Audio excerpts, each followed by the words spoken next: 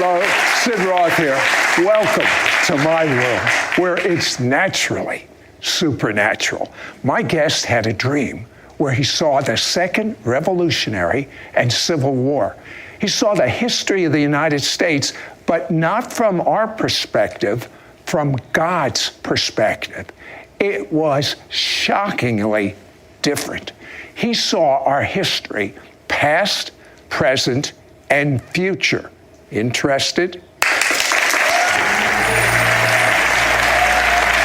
Joyner, you are known as a man that has prophetic dreams. You had a dream that resulted in 5 million books distributed worldwide. It was called The Final Quest. But you had a recent dream that you told me how important this was. Explain. Well, it was so dramatic and so important, the content, the message of the dream. I felt like in some ways my whole life had been a preparation for receiving this dream, for understanding it, and for being able to convey it. In a sentence, what is this? What was the essence of this dream? Well, there were some really important factors in it, but one of them was I was able to see our U.S. history from heaven's perspective. And it was very different, radically different. You know, we say there's fake news. Well, there's fake history out there too that has been, I think, colored by prejudices, by political opinions and things like that. But this was our U.S. history from heaven's perspective, but also a revelation of God's purpose for our country. Tell me a little bit about the dream. Well, to start off, I saw what I call dread champions. These were champions, spiritual champions that are being raised up to go after and pull down strongholds, major strongholds. And I was standing in line with these people thinking, I'm going to get sent out. And an angel came up to me and said, come with me. You've got a different assignment. So I followed him, and I went, and I was taken from this big device. It's hard to describe, but on the face of it, I could see our U.S. history from heaven's perspective. And as I moved from left to right, just walking along in front of this, time progressed through the Revolutionary War, through the Civil War. And I knew that if I went all the way to the end of this, I would be able to see our own times from heaven's perspective. So I saw things as I was walking in front of it, but my goal was I want to see where we are now and how are we seen now from heaven and heaven's perspective. And you actually saw the future in this dream. That's pretty exciting to me. Well, I did see some things, yeah. Why do you believe God has entrusted you with such powerful end-time dreams? Well, you know, almost every one of them, it seems, is going to be really controversial. When he gives me something, I'm not trying to build a ministry. I don't care if it affects that. I don't care. I want to be sure I'm conveying the message accurately. And I've decided I don't care what the message is, I'm going to give it. I asked him a number of times, why do you always give me these real hard words? And that's what he said. He said I was mean enough to actually share them. Well, you said another thing that was interesting. Yeah. There are going to be some deadly, to the devil that is, intercessors that are raised up. And you were not in that particular line. So in other words, that leads me to believe there are lots of roles in this end-time army. Oh, absolutely. Absolutely. Now, I think these champions, if you will, I think they're the ones that Jude talked about, or that are spoken of in the book of Jude, quoting the book of Enoch, that he spoke about the Lord coming with these mighty ones.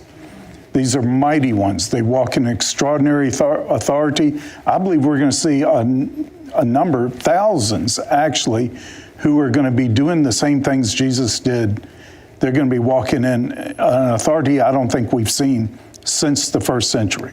And they're champions, but each one of them had a specific enemy to go after. And they were also told not to just defeat this enemy, they were told to destroy it. So give me an example of some of these enemies. I think like racism, bigotry. I think the whole issue of abortion, of child trafficking, there are things like that that are, many of these things were ultimate issues in our times, but it's what's at the root of them. Racism is built upon two of the ultimate evils of the human heart, fear or pride. But pride leads to the fall, and even God will resist the proud, but gives his grace to the humble. But that's one of the things, the important issues I think I saw in this dream of the way God or heaven saw our history and our purpose. For example, we thought we won the Revolutionary War, and we won some things. But from heaven's perspective, the main purpose of that war was not getting independence from Britain, but it was to establish a place where it was truly believed, demonstrated, and lived that all men are created equal, and there is liberty and justice for all, not just some. You're talking about even in our Constitution. That's the way it was designed, but it certainly didn't play out. No, the Constitution didn't work for some races. It was, it really turned out to be liberty and justice for some.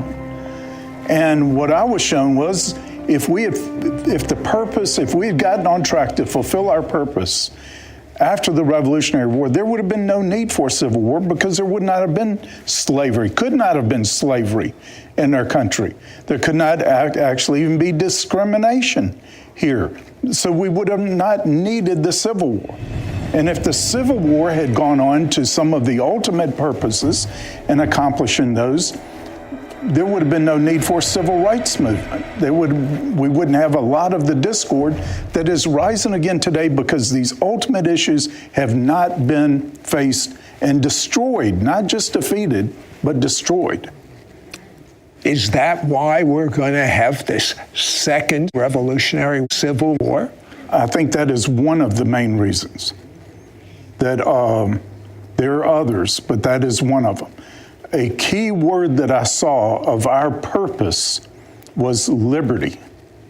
We were known as the American Republic, but the main thing was liberty and justice for all, underlining all.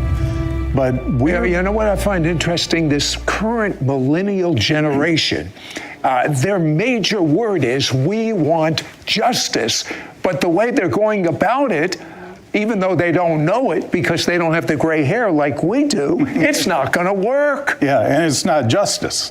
Well, I'll tell you what, that's another subject. The second part of the dream showed where we are now. It showed the second revolutionary civil war was inevitable, right, and successful.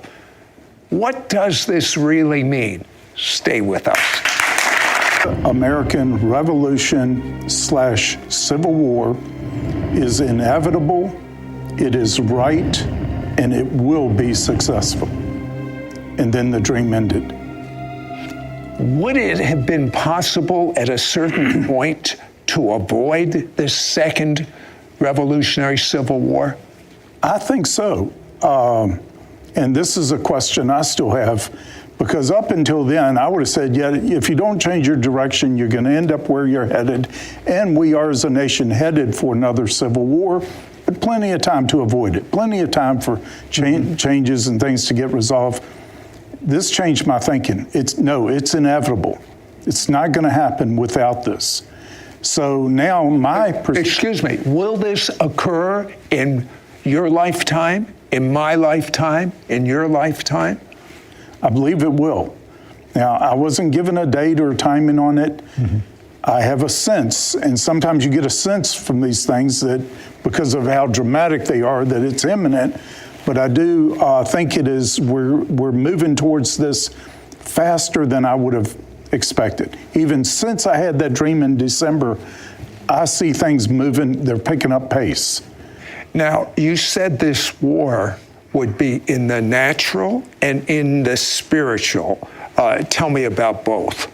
Well, I think the degree to which we win the spiritual war. I think another great awakening is not just, I think it's absolutely essential.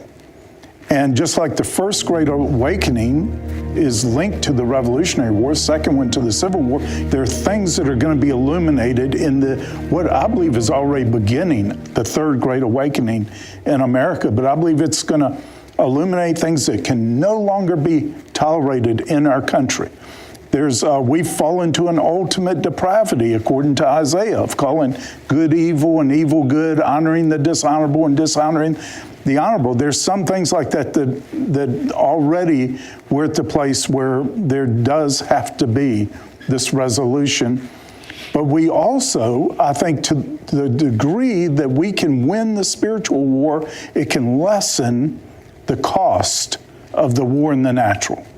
Now, what I did see into the future were cities burning. Not all of them, I just saw some.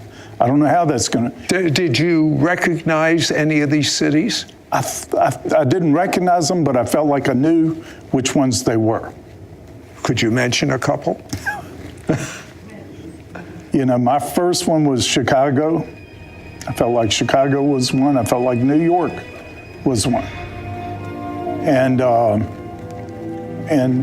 again, to what degree, if we really took on Second Chronicles 7:14, humbled ourselves, prayed, sought his face, repented, and this comes upon land, we may still have, I think we will still have another revolutionary civil war, but it doesn't have to be that devastating. I think to the degree that has become a reality in our land with God's people, he says, if my people, and we stand up for the truth the way he's called us to and become defenders. Every one of us is called to be a champion of the faith, a champion for his purposes and his will and his ways. I think it could greatly lessen both the devastation, the casualties, and everything else from the conflict. How bad was the devastation that you saw? It was really bad. It was, I know a lot of people, you say civil war, they think pitched battles between armies. I don't think it's going to be like that at all. I think it's going to be in neighbors against neighbors. It's going to be, in some ways, much worse than the others. I have to believe when you saw history from heaven's perspective rather than ours, even you had a pretty good paradigm of God, but even your paradigm changed. I was profoundly humbled by some of the ways I had viewed history and our history and things. But one thing, too, but really encouraged me, in which when I saw that we're at the end, it will be successful. One of our main ultimate purposes as a nation was liberty, because where the Spirit of the Lord is, there's liberty. And we were supposed to be a special place where the Holy Spirit could do whatever he wanted to do in our land, where he could move, where we were truly solid on the foundation of our Judeo-Christian heritage. And I believe where I believe America's seen in the book of Revelation, it points to our roots and our foundational purposes, and where I believe we're going to be a nation where the Holy Spirit is especially at home. But we have a destiny, and we haven't touched it yet, I believe. No, we haven't. And one reason, I know when I shared this with some politicians, where they think of, well, the Civil War, they couldn't have fought these battles on these other things. You only have to fight one battle, but their thinking is all political. Somehow we've got to get beyond thinking politically, and we got to take the leadership. We've got to fight for the truth. So it's not just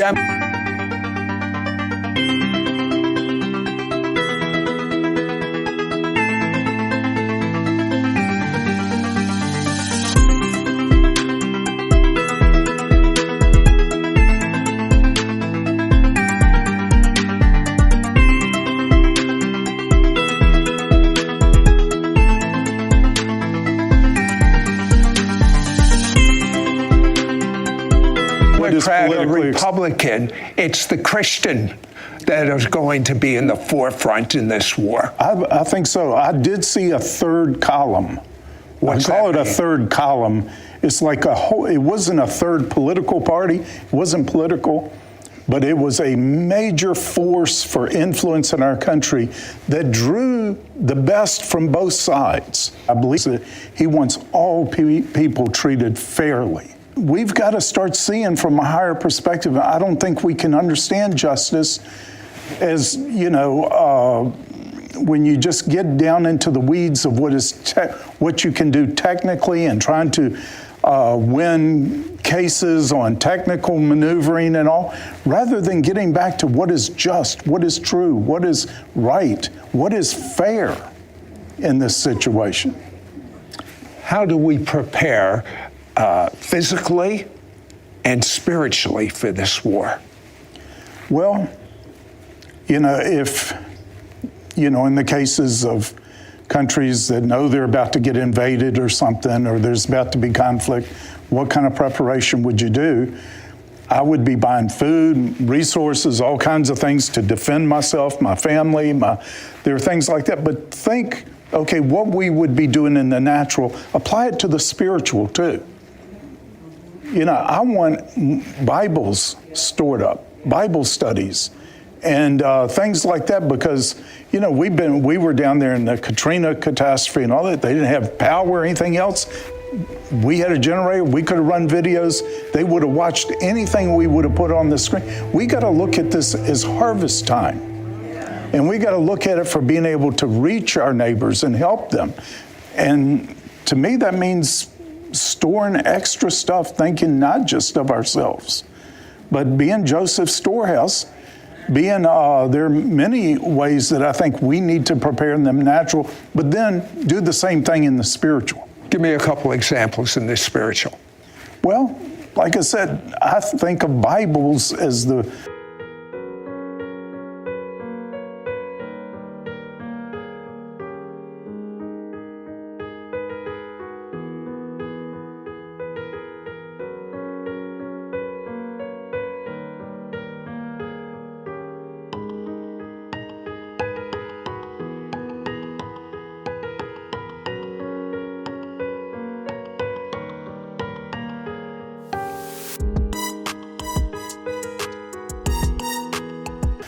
weapons of heaven, and the truth can be books, it could be tracts and things like that. Water, food, that's the Word of God. And the how do you prepare spiritually with your own intimacy with God? Well, I have a resolve that every day I try to get closer.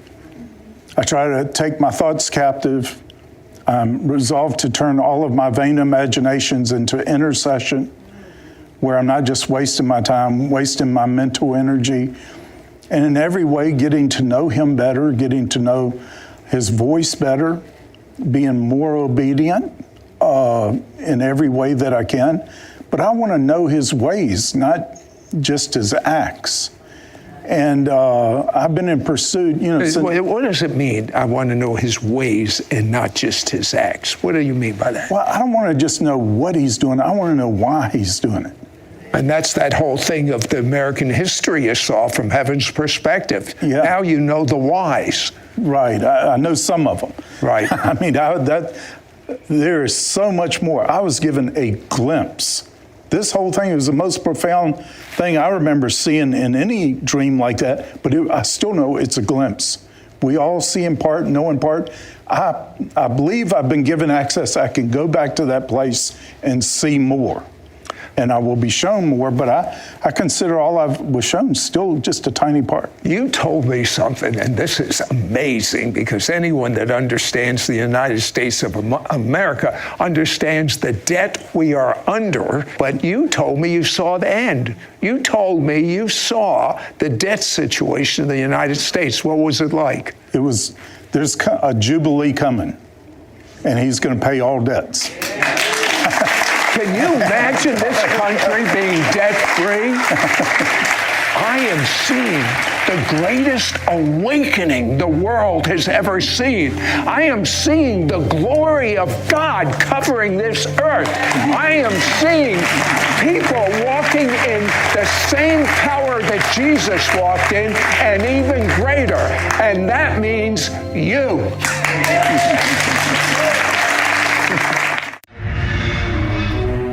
Next week on It's Supernatural. Hi, I'm Stephanie Skierman. Did you know that dreams are an invitation to hear and partner with heaven's wisdom, knowledge, and revelation? Join me on It's Supernatural with Sid Roth as I teach you how